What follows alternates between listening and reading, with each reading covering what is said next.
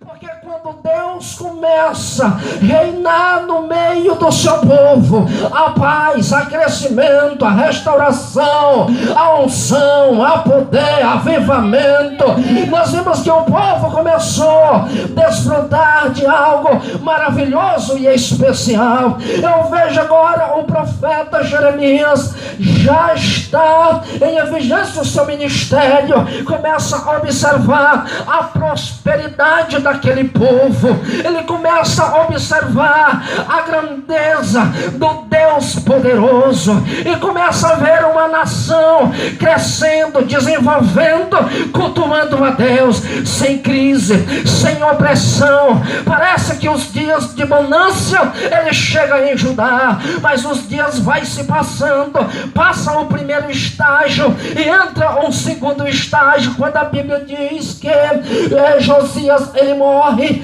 Jocás agora assume o trono, já colocado pelo o faraó do Egito, e nós começamos a perceber que parece que aquela velha história começa a vir agora de encontro com este povo. Depois vem Joaquim e a história continua, o povo cai em uma decadência espiritual, e agora nós vemos Jeremias, ele começa a profetizar para aquele povo. Ele diz: vai vir punição de Deus sobre vocês, e uma das provas é que o Senhor vai derrubar este grande templo aonde vocês se gloriam tanto. E ali a Bíblia nos mostra que Jeremias foi levado à corte para ser julgado. Antes de ser condenado, alguém diz: ei, Jeremias não está jogando palavra fora, porque eles diziam que iam condenar Jeremias porque eles tinham pecado contra o Senhor e contra a casa de Deus. Mas alguém se levanta e diz: ei, um outro profeta se levantou e profetizou a mesma coisa que Jeremias profetizou. Quem é este profeta? Miqueias falou no seu tempo da destruição deste templo. E aí nós começamos a perceber algo interessante. O povo começa a ir à decadência, de mal a pior, e agora nós vimos aqui um estágio tão caótico da vida deste povo. Nós vemos a circunstância que ele se encontrava, era de lamentar mesmo, era de chorar, e nós vemos o profeta Jeremias relatando no capítulo 5 de Lamentações, ele dizendo: lembra-te, Senhor, de que os velhos eles já não sentam mais nas praças para conversar, Senhor. Os jovens, os adolescentes, eles são agora obrigados a carregar lenha. Agora os jovens, eles são obrigados a trabalhar dobrado, porque estamos subjugados a uma nação estranha. E ele começa a dizer: as nossas mães são como viúva que perderam seus filhos. Nós começamos a perceber uma coisa, ele começa a relatar aqui dizendo: lembra-te, Senhor.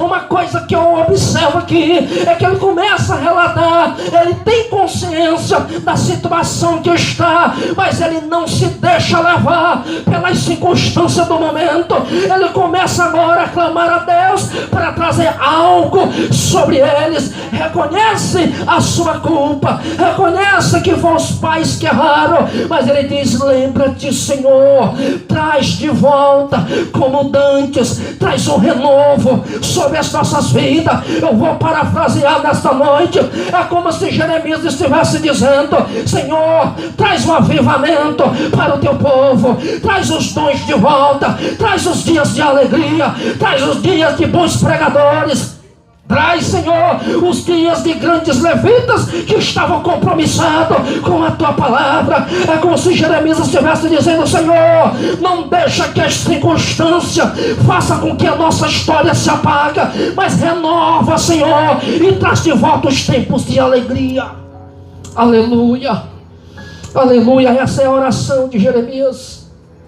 Traz de volta, Senhor, como dantes. Hoje eu estava lendo esta palavra desse lágrimas nos olhos, porque é um apelo que o profeta está fazendo em um tempo difícil. E aqui, queridos irmãos, a palavra de Deus, ela vai nos enfatizar esta noite que nós não devemos parar diante das circunstâncias, mas ela serve de aprendizado para nós levantarmos e continuarmos caminhando sem perder o foco. Eu fico recordando, irmãos, a Bíblia diz que Paulo,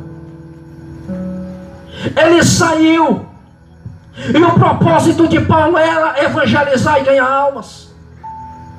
Mas a Bíblia diz que quando chega na cidade de Filipos, Paulo e Silas, e a Bíblia diz, Atos 16:31, que por vários dias aqueles dois homens iam passando, e uma mulher, ela constantemente estava dizendo: estes homens são servos do Deus Altíssimo.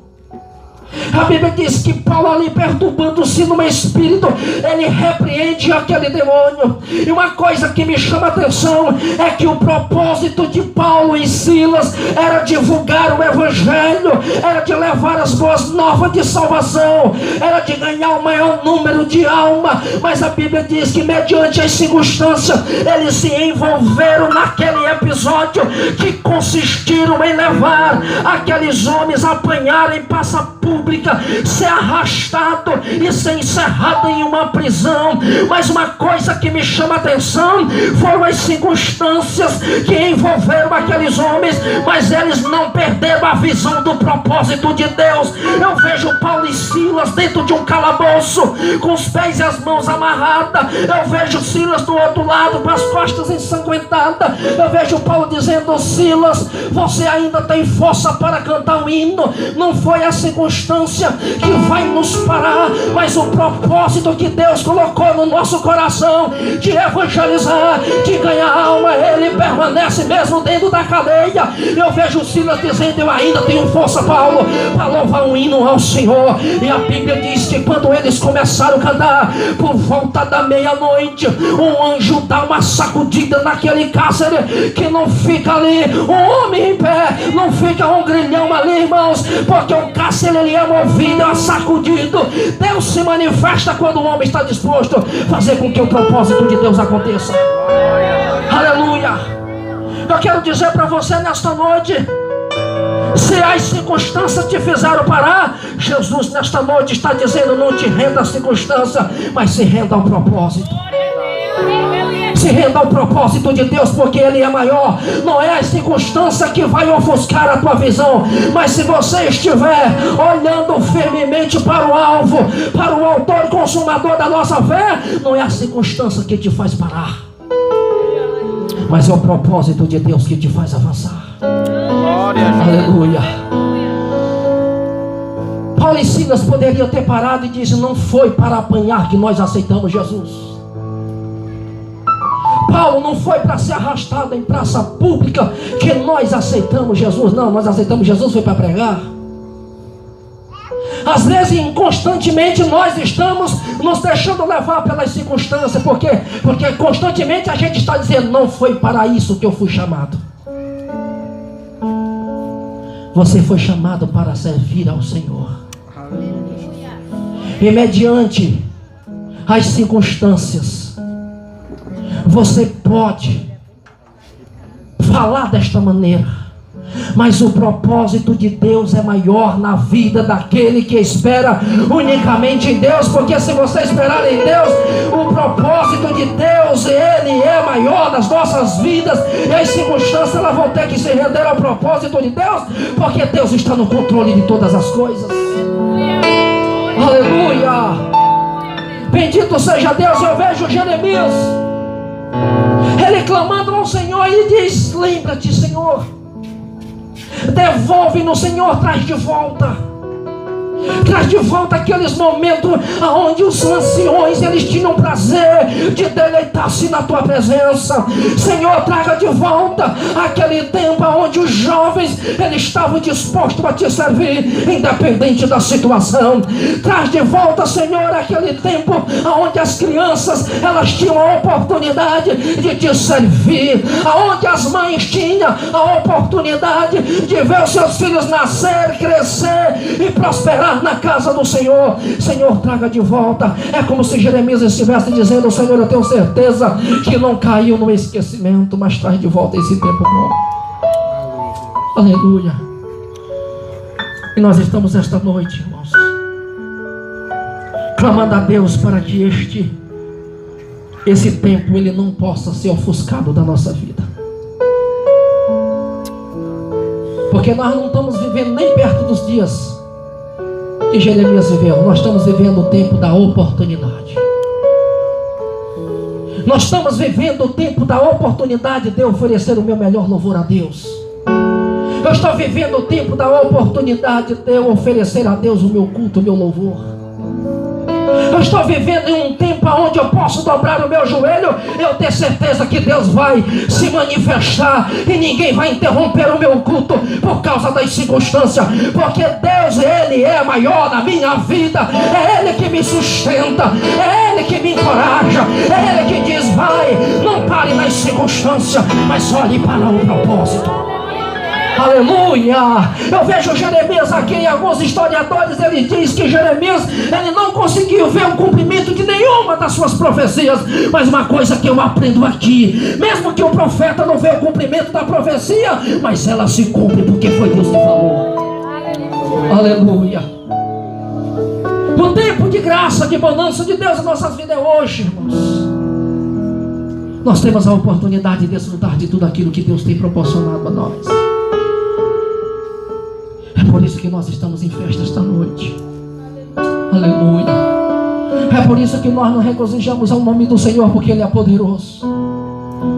Eu lembro de um outro personagem que saiu de casa unicamente para ver como seus irmãos estavam.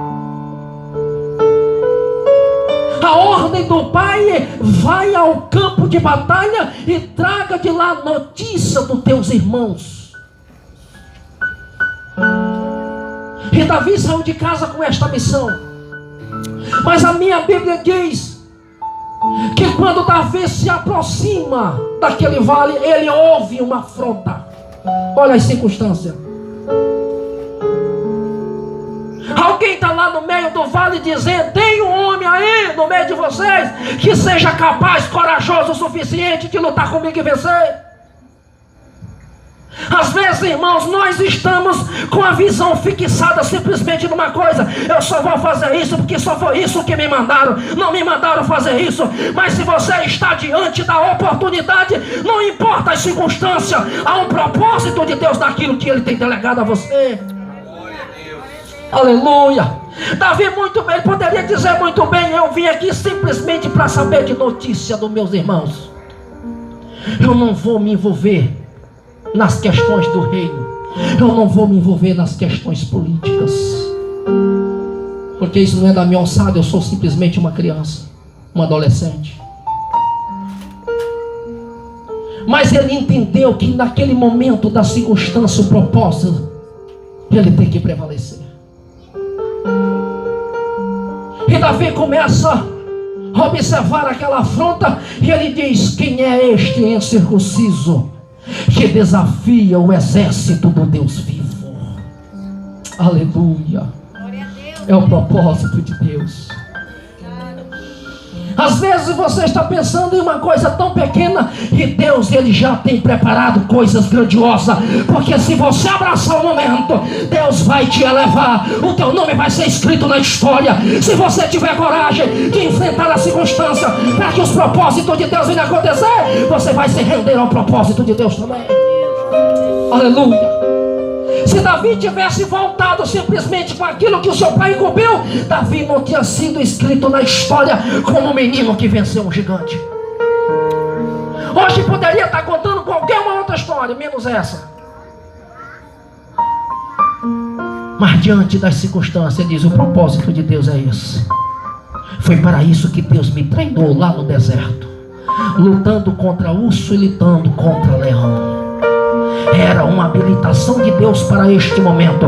Uma coisa que eu observo: quando você está envolvido nas circunstâncias, você também entende o propósito. O propósito de Deus só vai se render à circunstância quando você estiver disposto a fazer com que isso aconteça. Porque Deus precisa de ferramenta para usar. E Davi ali, ouvindo o desafio do gigante, ele disse: eu vou me colocar à disposição, eu vou descer ao vale. E desce, todo conhece a história. O menino com uma funda, ele vence um gigante que estava todo equiparado com as suas ferramentas de guerra. Outra coisa que eu aprendo: quando Deus está no negócio, pode vir gigante que vier, você sempre sairá vencedor, porque o propósito de Deus é maior na vida daqueles que estão dispostos a servir. Ele não olhou para o tamanho do gigante, mas ele olhou para o tamanho do Deus que ele servia. É impressionante que Davi, ele disse: quem é este incircunciso que desafia o exército do Deus vivo? É como se Davi estivesse dizendo: esse gigante, ele não é capaz de vencer um homem cheio da graça de Deus e que tem propósito do Senhor, porque não está lutando contra um menino, ele está lutando contra um exército todo poderoso do Deus vivo. E ele desceu o vale e venceu, e nós contamos a história hoje do menino que vence o gigante, e o nome do Senhor foi glorificado naqueles dias. Aleluia. Renova, Deus, faz de novo como dantes. Jeremias está dizendo: Senhor, traz de volta. O irmão Pedro cantou um louvor agora há pouco que dizia: traz de volta o sonho que se perdeu. Jeremias está dizendo: traz de volta, Senhor, o tempo de fartura, o tempo de paz, o tempo de bonança, o tempo que nós tínhamos prazer de estar na tua presença. Traz de volta, Senhor, um tempo de alegria. Traz de volta, Senhor, um tempo onde que na tua casa se ouviam louvores, cânticos espirituais. Traz de volta, Senhor, um tempo que onde os irmãos se reuniam no templo, o propósito era prestar um culto de louvor a ti, porque não existia altares a outros deuses, mas existia um culto unicamente a Yahvé. Traz de volta, Senhor, um tempo da tua presença nas nossas vidas. Traz de volta, Senhor, um tempo que nos nossos cultos, Senhor, era a atratividade do culto, porque o Senhor chegava primeiro, o Senhor estava no culto, o Senhor falava conosco. E nesta noite não é diferente. Deus, ele fala conosco nesta noite para trazer de volta o sonho que se perdeu, trazer de volta o avivamento que se foi, trazer de volta aquela alegria que foi. Mas ela vai voltar hoje em nome de Jesus Cristo, porque Deus está aqui, ele quer restaurar a sua igreja e trazer esta igreja. Aqui a caminhada está apenas começando, porque a vossa história é longa e é grande, de sucesso na presença de Deus. Que Deus em Cristo nos abençoe esta noite. Que Deus nos dê graça, que Deus cubra com a sua bênção. Esta igreja está debaixo da nuvem da glória de